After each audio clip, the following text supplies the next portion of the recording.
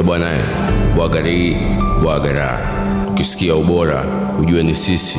Spare za uhakika, oili kali na huduma safi kabisa. Karibu Mtaa Swahili na Mafia, Kariakoo, Dar es Salaam. Big Man Spare Parts.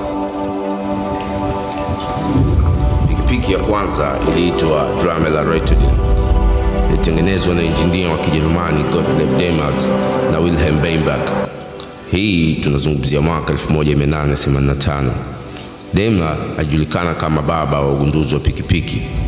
Tukizungumzia pikipiki, lazima tujue kuhusu reception engineer, yaani piston engine, modification ya heat engine, yaani connecting rods and cranks, reception engine au piston engine, matumizi ya piston moja au zaidi ya moja.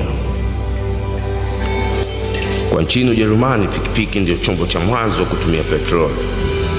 Kufikia mwaka 1894, kampuni ya Hildebrand and Wolfmuller ikawa ndio production ya mwanzo ya pikipiki jijini Munich, Ulaya na dunia kwa ujumla.